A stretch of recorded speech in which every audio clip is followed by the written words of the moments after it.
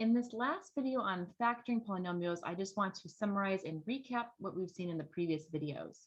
So your steps for factoring are as follow. Your first step should always be to see if there is a GCF that you can factor out. If the GCF is 1, then you're not going to worry about it. But if you have anything else, then you want to factor that out. And don't forget at the end of the problem to make sure that that's part of your solution and your factorization as well. Next, you're going to look at your polynomial. So if your polynomial has 2 terms, then you can try one of the special techniques that we've already seen. So you can see if it's the difference of 2 squares, you can see if it's the difference of 2 cubes or the sum of 2 cubes. And if those fit, then you have the formulas that you can use there. If there are 3 terms, then what you can do is either try factoring trinomials by trial and error or factoring trinomials by grouping. For me, it really doesn't matter what technique you use as long as you know how to factor.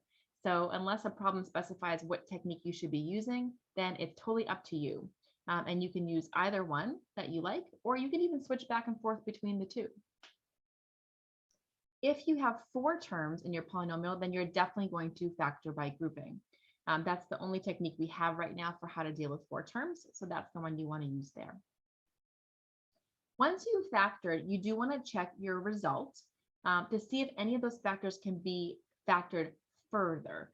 So every once in a while, you may think you're done, but if you still see some square terms in there, or if it's a GCF left over, you need to make sure you factor that out. So you always want to double check. And of course, you can remultiply everything out to check your final result as well. So you can always do the multiplication check too.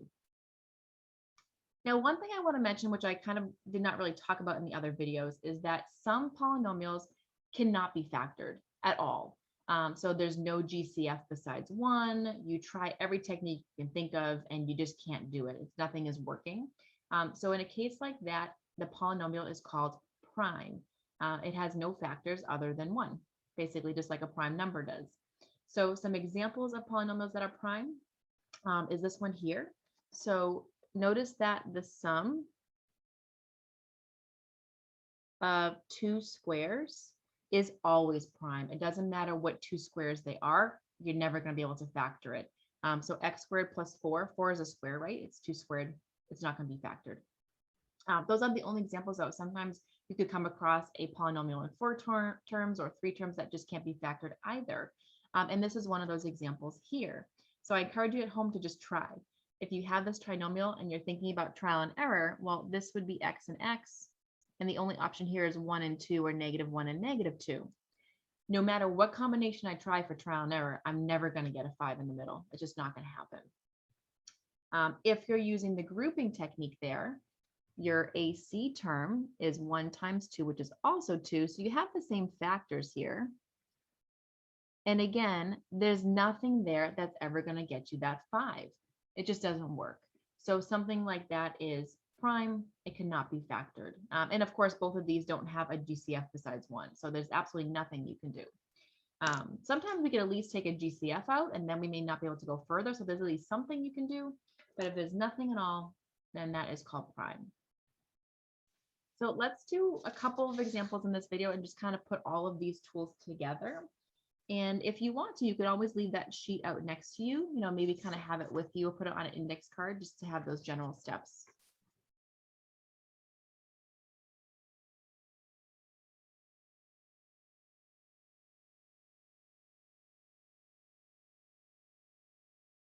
Okay. So here I have a trinomial. I see 3 terms. But before I start, I'm going to look at the GCF. And again, this is kind of like our finished video of factoring. So you're going to see some harder examples here. This one has a GCF that's not 1. So our GCF here, if I look, all of these have a factor of 2 and of x. So my first step is going to be to take that GCF right out. So here I'm left with x squared, and then I'd be left with 4x, and then I'm left with just 4. So I'm going to factor that GCF right out.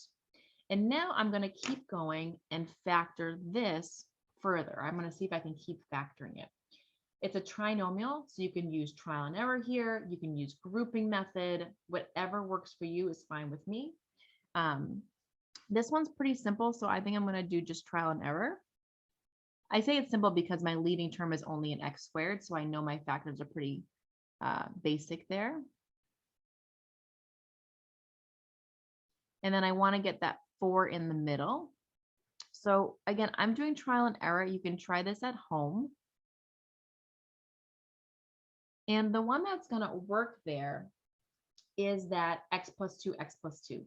If I go and multiply it out, I get x squared plus 2x plus 2x plus 4. So you get that 4x in the middle, and that would be the factorization. Now, make sure you put it all together.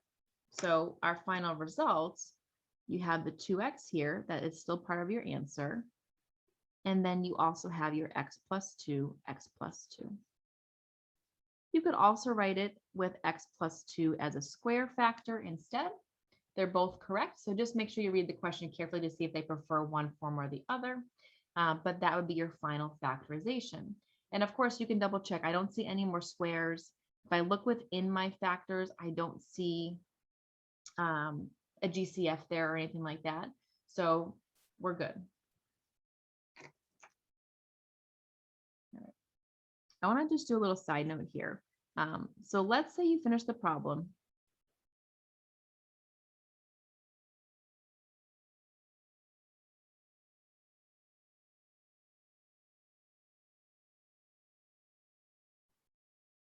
And your answer is x plus 4, 2x minus 10. And let's assume that is correct. So I'm just making up a problem here. You want to do that double check. So you may notice that there's no squares here, but if you look carefully, within this factor, there's still a GCF, right? So if you still see something left over, this is what I'm talking about double checking as well. You do need to take that out. So if I fix this one here and I take that 2 out, I'm going to then rewrite my final answer as 2x plus 4, x minus 5. Okay, so check the factors. This was that step here. Check the factors at the end to make sure you haven't missed anything. So if you miss a GCF, or if you notice that there's still a square left and you can break that part down further, you definitely want to do that. So you want to factor these totally completely. All right, and let's just do one more example. I'm actually going to go to a new page, make it a little bit easier to follow along.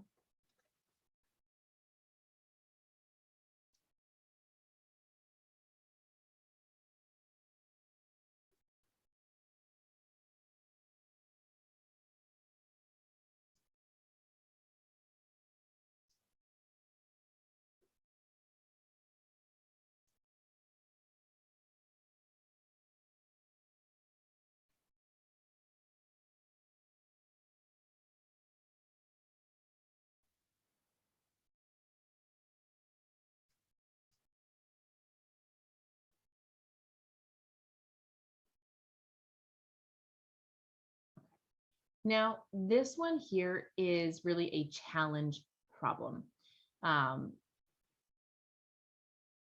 It has hidden squares in it. So this one's really tough. Okay, so this is like as tough as it's gonna get here. So this one's a little bit weird. If I'm looking at it, I kind of see this a term. I'm like, why is that a term in the middle there? So what you can do when you have a polynomial, particularly with 4 terms, is sometimes you may want to rearrange it to make the terms match up a little bit better. So one thing that we can do here is just kind of rewrite this. I haven't changed the problem, but I'm kind of putting the x stuff together, and then I'm putting the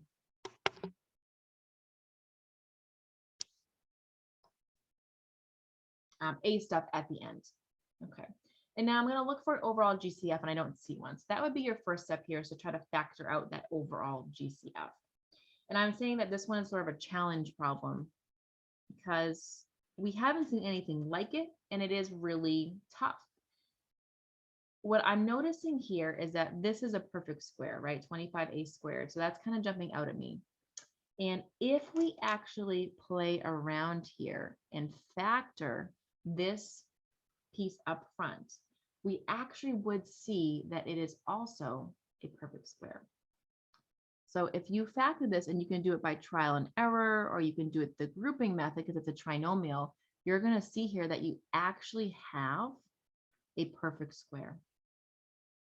So you have a perfect square here, and you happen to also have a perfect square here.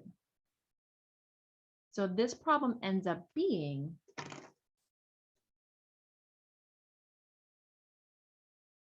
the difference of two squares, right? I have a square here and a square here. So I have x plus 4 squared minus 5a squared.